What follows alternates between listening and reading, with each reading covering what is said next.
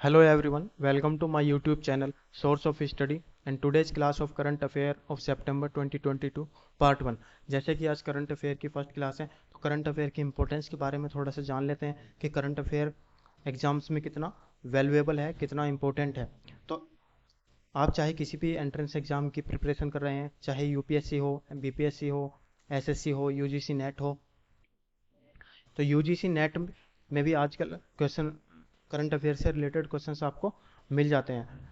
UPSC की बात करें, बीपीएससी की बात करें, 10 to 15 क्वेश्चंस आपको करंट अफेयर से रिलेटेड मिल जाएंगे। और 10 to 15 क्वेश्चंस होने का मतलब है कि 20 to 30 मार्क्स आपको करंट अफेयर से रिलेटेड मिल जाते हैं, जो कि एक एग्जाम्स में, किसी भी कॉम्पिटिटिव एग्जाम में एक बड़ा वेटेज होता है। तो मेरी आप लोगों से रिक्वेस्ट है कि आप लोग मेरे साथ इस वीडियो के एंड तक बने रहें, ताकि जो भी टॉपिक्स मैं कवर अप करूं इस वीडियो में वो आप लोगों को अच्छे से समझ में आ पाए।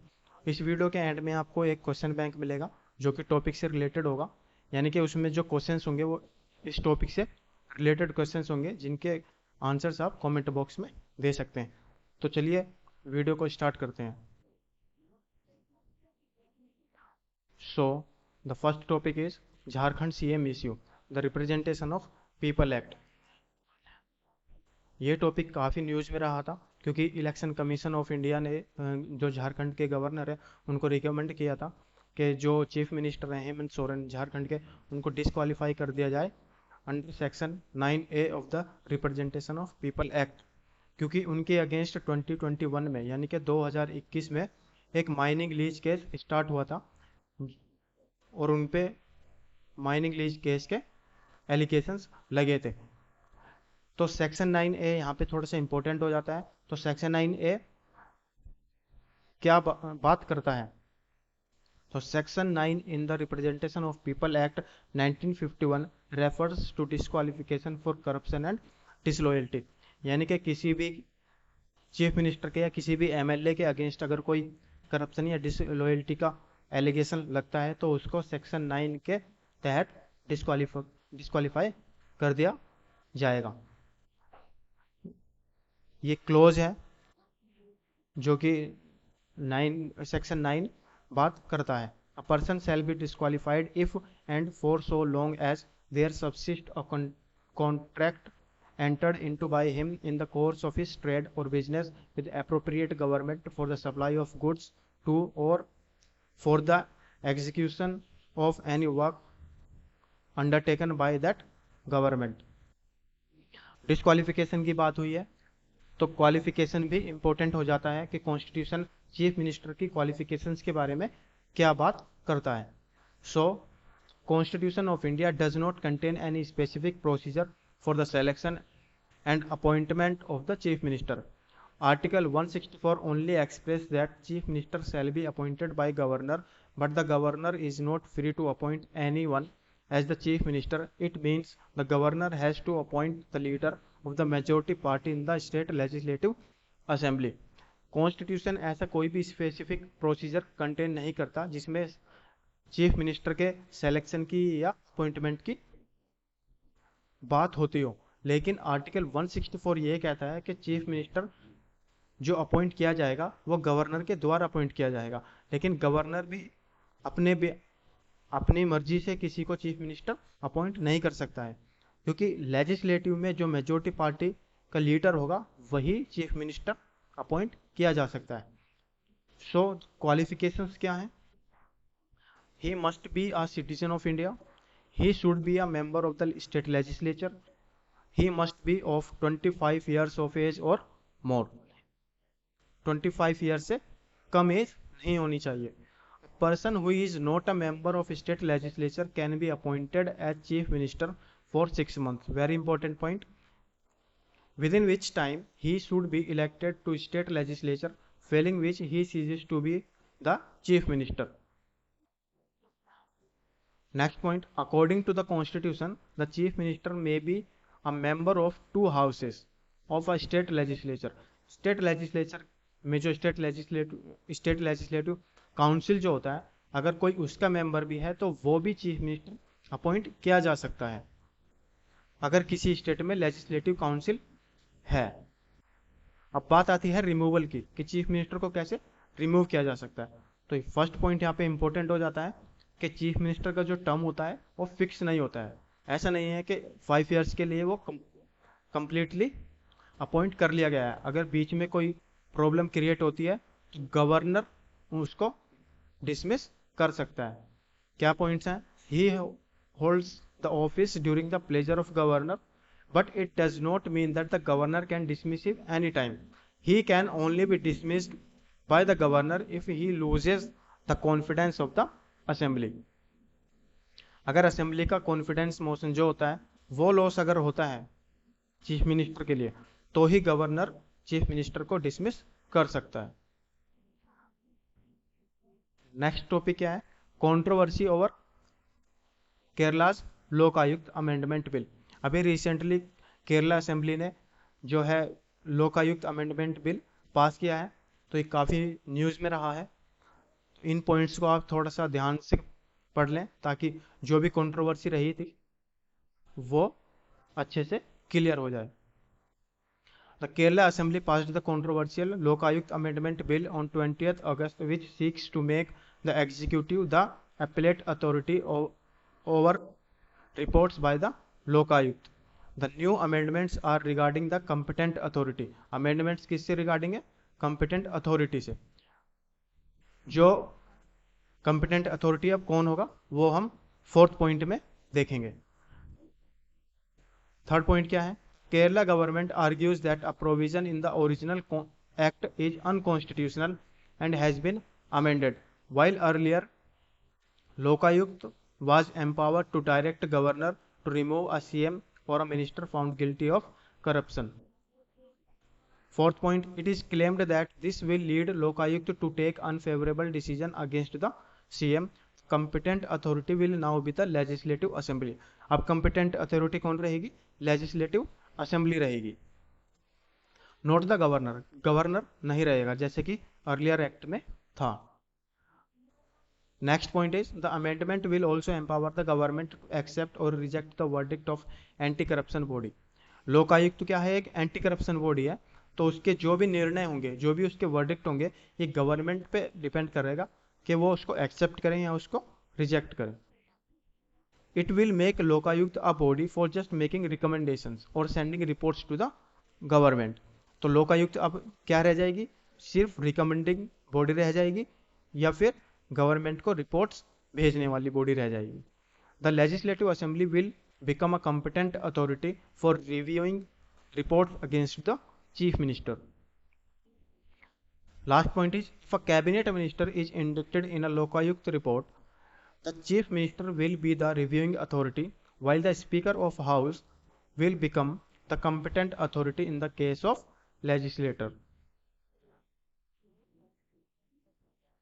Who are Lokpal and Lokayukta?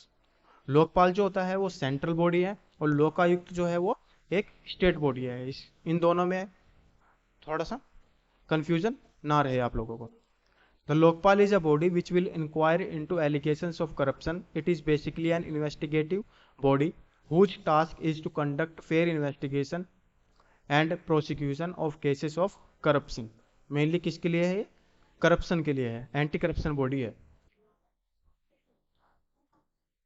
Next point is in 1966 the term Lokpal Lokayukta was first used in a report of Administrative Reform Commission, and the first bill on Lokpal was introduced in 1968 but lapsed due to the dissolution of the House. The term Lokpal and Lokayukt were coined by Dr. L.M. Singhvi. ये important point है कि लोकपाल और लोकायुक्त सबसे पहले किसने use किया था। It is headed by incumbent chief justice of India और अ रिटायर्ड जज। इसको हेड कौन करता है? चीफ जस्टिस ऑफ इंडिया या फिर कोई भी रिटायर्ड जज। The Lokpal has jurisdiction to inquire into allegation of corruption against the Prime Minister, Minister, Member of Parliament, Group A, B, C and D officers and officials of the central government. It shall apply to public servant in and outside India. The Lokpal may, after receiving a complaint, order a preliminary inquiry which has to be completed within 90 days. 90 days के अंदर उसको complete करना compulsory होता है inquiry को। After the investigation the Lokpal may file a case in the special court in case the finding disclose the commission of offence under the prevention of corruption act by the prime minister, minister और members of parliament. The Lokpal does not have the power to ask the president to remove the prime minister or a minister from office. Lokpal के पास इतनी power नहीं होती कि वो president से पूछे या उनको रिकमेंड करे कि प्राइम मिनिस्टर को या किसी भी मिनिस्टर को उनके ऑफिस से रिमूव कर दिया जाए। The act does not allow a Lokpal inquiry if the allegation against prime minister relates to international relation, external and internal security, public order, atomic energy and space. ये एक्ट लोकपाल को इतनी power नहीं देता है, उसको इतनी अलाउंस नहीं देता है कि वो प्राइम मिनिस्टर के अगेंस्ट इंक्वायरी कर सके अगर वो इंटरनेशनल रिलेशन से रिलेटेड है या इंटरनल या एक्सटर्नल सिक्योरिटी से रिलेटेड अगर कोई एलिगेशंस लगते हैं तो उसमें लोकपाल कोई भी इंक्वायरी नहीं करेगा। Last point is complaint against the PM are not to be probed unless full Lokpal bench consider the initiation of an inquiry and at least 2/3 of the member approve it and such an inquiry has to be held in camera. आप लोग note जरूर करते रहें, video को pause करके note कर सकते हैं। Next topic is Telangana and Andhra Pradesh controversy again in limelight. UPSC के पॉइंट ऑफ व्यू से ये मेंस के लिए थोड़ा सा इंपॉर्टेंट हो जाता है क्योंकि दोनों स्टेट्स के बीच में थोड़ी कंट्रोवर्सी चलती रहती है। आंध्र प्रदेश और तेलंगाना जब से अलग अलग स्टेट बने हैं 2014 से, तभी से दोनों के बीच में कंट्रोवर्सी होती रहती है। यहाँ पे मैंने ये थोड़ा सा बैकग्राउंड दिया है आप लोगों को कि क्या इसकी हिस्ट्री रही है, तो आप इसको थोड़ा सा पढ़ लेंगे, रीड कर लेंगे तो आपको ये अच्छे से समझ में आ जाएगा। इसका बैकग्राउंड आप रीड कर लें। यहाँ पे मैं रीड करूँगा तो थोड़ा वीडियो लंबा हो जाएगा। यहाँ पे ऑपरेशन पोलो में आपको थोड़ा सा डिस्कस कर देता हूँ। ऑपरेशन पोलो क्या रहा है? The signing off the stand still agreement however ensured peace for only about a year. Almost instantly, Hyderabad started violating the condition put forward by the agreement and simultaneously the violent activities of Rajkars increased, creating an atmosphere of anarchy in the state. To maintain law and order and prevent India from getting affected by internal turmoil in Hyderabad, the state repeatedly demanded for Rajkars to be disbanded, but to no avail. As a last resort, India launched Operation Polo in September 1948 and defeated the rebel forces within 5 days to make Hyderabad an integral part of India. यानी कि Hyderabad India का integral part कब बना? 1948 में, जब India ने operation पोलो launch किया। So normal knowledge के लिए भी ये आपको पता होना बहुत ही ज़रूरी है। ऑपरेशन पोलो क्या था, कब आया था और इसका क्या कॉन्सिक्वेंस था। Linguistic reorganisation, state reorganisation committee बनी थी 1953 में, ये उसी से रिलेटेड है। In 1955 the committee recommended that Hyderabad be linguistically reorganised. Committee ने ये रिकमेंड किया था कि हैदराबाद जो है वो लिंग्विस्टिकली रीऑर्गेनाइज्ड होना चाहिए। ये थोड़ा सा यहाँ पे जो लैंग्वेज बेस के ऊपर रिकमेंडेशन किए गए थे ये उससे रिलेटेड है। Andhra Pradesh had expressed the desire to integrate the Andhra state and Telangana in order to create Visal Andhra. However, the SRC was against this.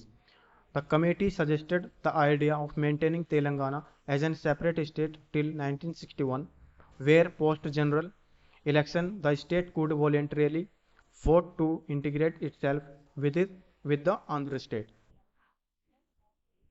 फिर मुल्की रूल एजिटेशन क्या था? ये दोनों स्टेट से रिलेटेड है। So what was the Mulki rule agitation? Telangana region also had what were called the Mulki rule. Mulki rule कहाँ पे था, एजिटेशन कहाँ पे था, ये तेलंगाना में। Which were safeguards in place to ensure that Mulkis कौन, जो वहाँ की नेटिव रेजिडेंट है, did not face difficulty in procuring government job. ये एजिटेशन इसलिए स्टार्ट किया गया था कि वहाँ की जो नेटिव रेजिडेंट्स हैं उनको गवर्नमेंट जॉब लेने में कोई भी डिफिकल्टी फेस ना करनी पड़े। इन 1969 तेलंगाना प्रजा समिति was formed to further the call for a separate Telangana state, and when protests for the same turned increasingly violent, the Andhra Pradesh High Court state declared that the Mulki rules null and void।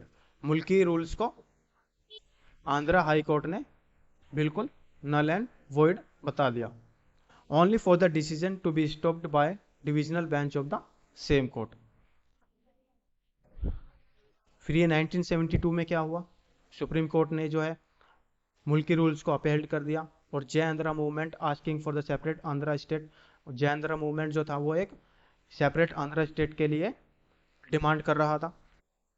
वहाँ पे फिर president rule आया, इस point को आप थोड़ा सा read कर लें। लास्ट में 1973 में क्या हुआ, 32nd अमेंडमेंट हुआ कॉन्स्टिट्यूशन में, जो कि इनिशिएट किया था इंदिरा गांधी ने। सो अमेंडमेंट के अकॉर्डिंग क्या हुआ, विच amendment declared that Andhra Pradesh would be divided into 6 zones with reservation for jobs being decided on the basis of zones। as a result of the same the Mulki rule act was repealed। उसके बाद मुल्की rule act को repeal कर दिया गया। ये points हैं after bifurcation of 2 states, यानी कि तेलंगाना जब एक सेपरेट स्टेट बना 2014 में, उसके बाद क्या क्या कंट्रोवर्सी रही है दोनों स्टेट्स के बीच में, ये पूरी डिटेल उसके बारे में दी गई है। आप हर एक पॉइंट्स को थोड़ा ध्यान में रख के पढ़ें ताकि हर एक पॉइंट आपको अच्छे से समझ में आ पाए। मैं हर एक पॉइंट को यहाँ पे रीड नहीं करूँगा, एक दो पॉइंट्स को मैं जो इंपॉर्टेंट लगते हैं उनको रीड कर देता हूँ। जैसे कि 3rd पॉइंट है, अभी मीटिंग हुई थी recently, the meeting which held recently focused primarily on 10 contentious issues related to Telangana and Andhra Pradesh, such as AP State Financial Corporation, Company Limited, and tax dues and refunds as mentioned in the AP Reorganization Act 2014.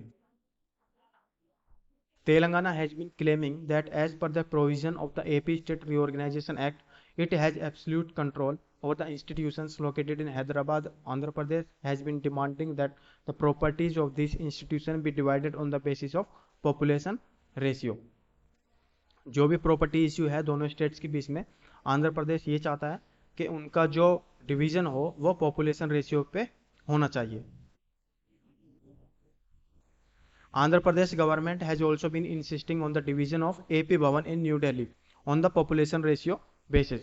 The Telangana government proposed to take over the entire complex and offered a suitable piece of land to Andhra Pradesh for the construction of new AP Bhavan complex। AP Bhavan जो new Delhi में है उसका division चाहता है Andhra Pradesh population ratio base पे, but Telangana उसके against है। Next topic is Varanasi nominated as the first ever SSCO tourism and cultural capital। Very important topic है। The city of Varanasi has been nominated as the first ever SSCO tourism and cultural capital during the period 2022-2023 at the 22nd meeting of SSCO Council of Heads of States in Samarkand, Uzbekistan. अभी recently Uzbekistan में इसकी meeting हुई थी संघाई cooperation organisation की। सो इसमें ये decision लिया गया है और वाराणसी को नॉमिनेट किया गया है। कि क्या क्या बेनिफिट होंगे वो यहाँ पे रीड करके पता चल जाएगा। It will promote tourism, cultural and humanitarian exchange between India and SCO member countries. It also underline India's ancient civilisation link with member state of SCO. Under the framework of this major cultural outreach program, a number of events will be hosted in Varanasi during 2022-23, These events are expected to attract Indologists, scholars, authors, musicians and artists, photojournalists, travel bloggers, etc. The regulation for nomination of SSO Tourism and Cultural Capital were adopted at the Dushanbe SSO Summit in 2021 with an objective of promoting cooperation between the SSO members in the field of cultural and tourism. Shanghai Cooperation Organization SSO से related exams में questions आते रहते हैं. The Shanghai Cooperation Organization is a Eurasian Political, Economic and Security Organization. Shanghai Cooperation क्या है? एक organisation है जो कि Eurasian political, economic and security organisation है. इसका हेडक्वार्टर कहाँ पर है? बीजिंग में. Launched in Shanghai in June 2001, it came into force on 19th September 2003. The SSO has 8 full members, including its 6 founding member. ये इसके फाउंडिंग मेंबर है SSO के. यहाँ पे एक बात नोट करने वाली है कि इंडिया इसका फाउंडिंग मेंबर नहीं है. इंडिया SSO का मेंबर कब बना है? 2017 में. India and Pakistan joined as a full member in 2017. इस पॉइंट को मैंने यहाँ पे हाईलाइट किया है क्योंकि अभी रिसेंटली ईरान को as a 9th permanent member admit किया गया है SSO में.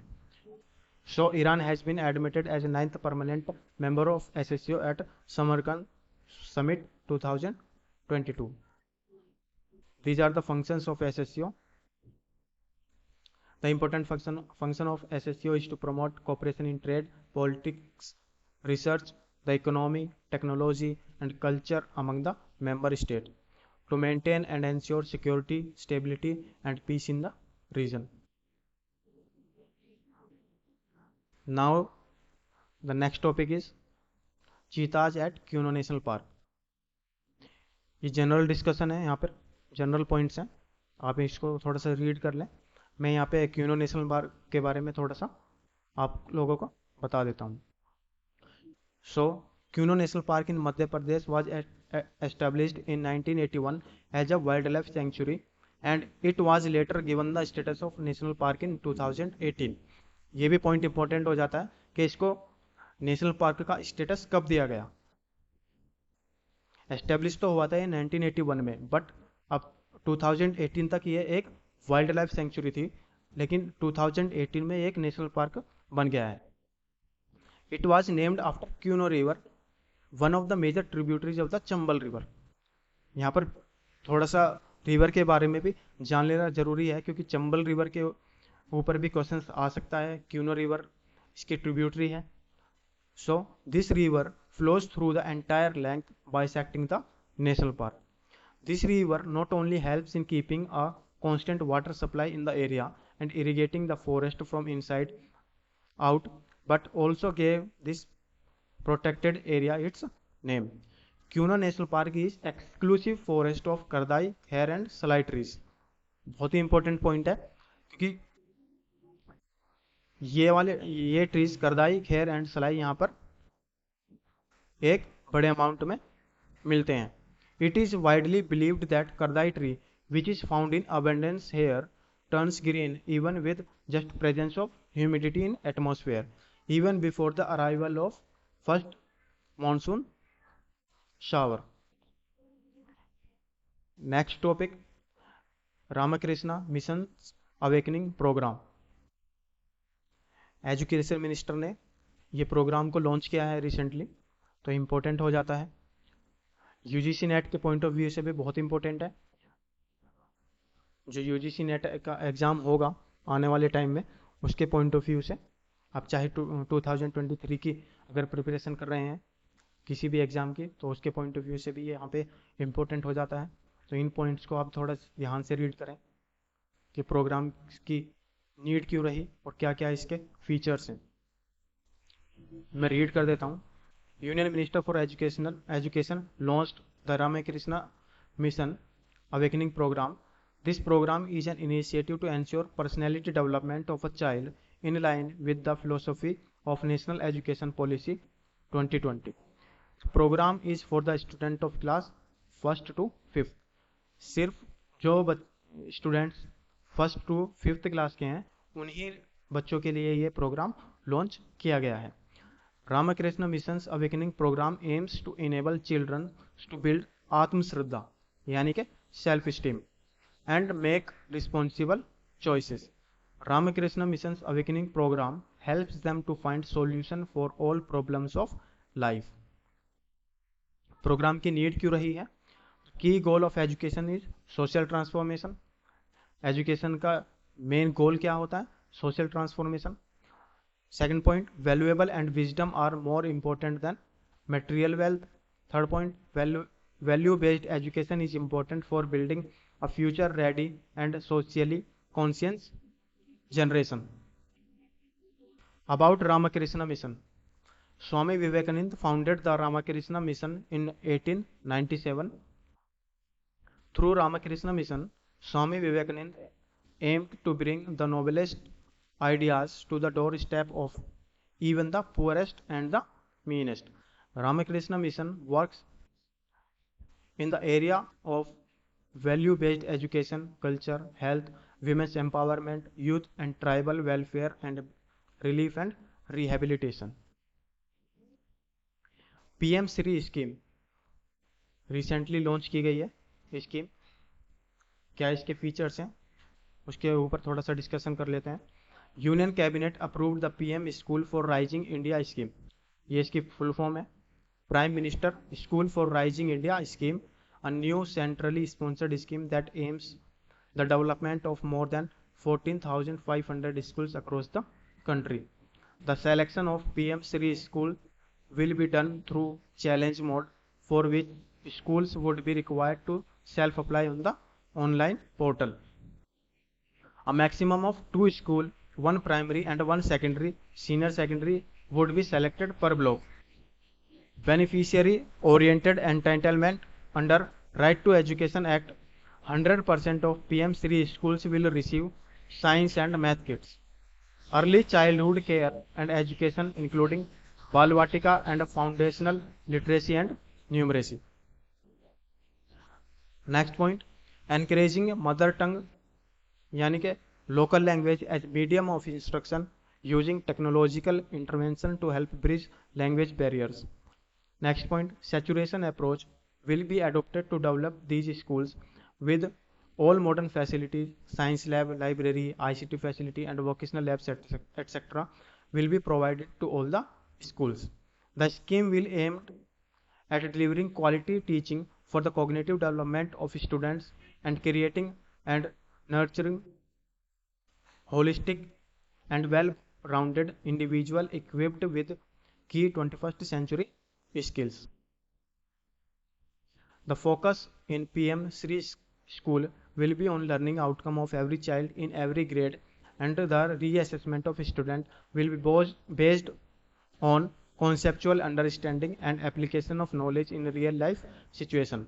Under the scheme, PM Shri School will be developed as Green School, which would entail incorporating environment friendly aspect like solar panel and LED lights, nutrition, gardens with natural farming. सो ये topics थे, आप इनको ध्यान से देखें जरूर. अब यहाँ पे वीडियो के एंड में, जैसे मैंने स्टार्टिंग में बताया था आपको कि वीडियो के एंड में आप लोगों को एक क्वेश्चन बैंक मिलेगा. सो ये क्वेश्चंस हैं, आप इन क्वेश्चंस को अच्छे से रीड करें और इनके आंसर्स को कमेंट बॉक्स में देने की कोशिश करें. फर्स्ट क्वेश्चन क्या है? With reference to chief minister of states in India consider the following statements. These are the options. Options को अच्छे से पढ़ें और इन ऑप्शंस में से आपको आंसर देना है.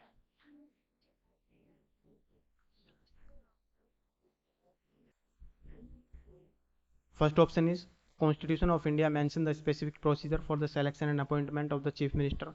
The term of office of a cabinet minister is fixed for 5 years. Third option is Chief Minister can be a member either of a legislative assembly or a legislative council. The governor can appoint other minister only on the recommendation of chief minister. यहाँ से आपको correct option choose करना है। Second question, consider the following statement regarding the Lokpal and choose the correct option. The term Lokpal and Lokayukt were coined by Dr. L.M. Singhvi. The Lokpal does not have its jurisdiction over Prime Minister, Minister and Member of Parliament. The Lokpal has the power to ask the President to remove the Prime Minister or a Minister from office. Last option, the Lokpal consists of a chairperson with a maximum of 8 members, out of which 50% shall be judicial members. These are the options and you have to opt the correct one. Third question, choose the correct option regarding the formation of Andhra and Telangana state. First option is Andhra Pradesh was first state created on linguistic basis in 1953. Telangana became the 29th state of Indian Union in 2014. The Mulki rule originated with an aim to protect and preserve the rights of locals over job opportunities in state. Operation Polo was the code name for the police action against the princely state of Hyderabad in 1948. These are the options. इन options में से आपको correct option choose करना है। Fourth question is with reference to Shanghai cooperation organization read the following option and choose the incorrect one. यहाँ पे आपको incorrect option को चूज करना है। The Shanghai cooperation organization is a Eurasian political economic and security organization. It is headquartered in Samarkand, Uzbekistan. Varanasi, the Indian city nominated as the first ever SSCO Tourism and Cultural Capital at the 22nd meeting of SSCO in Samarkand in 2022. India is not the full member of SSCO till now. ABCD are the options and you have to tell the incorrect one. Fifth question is read the following statement about Kuno National Park and choose the correct option. First option is Kuno National Park is located in Gujarat. Second option, it was given the status of national park in 2018. Third option, it was named after Kuno River, one of the major tributaries of the Chambal River. Fourth option, Kuno National Park is exclusive forest of Kardai, Khair and Salai trees. These are the options. Sixth question is with reference to recently launched Ramakrishna Mission's Awakening program, choose the correct option. It is an initiative taken for the personality development of students of secondary and senior secondary. Second option, Ramakrishna Mission's Awakening program helps students to find solution for all problems of life. Third option is it has been launched in line with the philosophy of National Education Policy 2020. Last option is it aims to enable children to build आत्मश्रद्धा। ABCD यहाँ पर options हैं। Seventh question, consider the following statement regarding Ramakrishna Mission and choose the correct option. It was founded by Swami Vivekananda in 1897. Second point, the organization mainly propagates the Hindu philosophy of Vedanta, Advaita Vedanta and four yogic ideals, Jnana, Bhakti, Karma and Raj Yoga. Third option is the organization carries out extensive educational and philanthropic work in India and abroad. Fourth option is the Vedanta Society of the City of the New York, incorporated in 1898, is the oldest branch of Ramakrishna missions in the United States. इसमें से ये जो option हैं इनमें से कौन से correct option हैं वो आपको चूज करने हैं। लास्ट क्वेश्चन आज की वीडियो का, with reference to recently launched PM Shri scheme consider the given statement and choose the incorrect option. इस क्वेश्चन में फिर आपको इनकरेक्ट ऑप्शन चूज करना है। So the first option is school will receive science and math kits under this scheme. A maximum of 4 school, 2 primary and 2 secondary, senior secondary would be selected per block. Third option is the scheme will aim at delivering quality teaching for the cognitive development of student. Fourth point is PM Shri school will be developed as Kirin school. These are the options and you have to choose the incorrect option. So आज की video को यहीं पे over करते हैं। आप लोगों से मेरी रिक्वेस्ट है कि आप लोग मेरे चैनल को सब्सक्राइब जरूर करें ताकि आगे भी आप लोगों को करंट अफेयर से रिलेटेड और भी टॉपिक से रिलेटेड वीडियोस मिलते रहें। Thank you so much.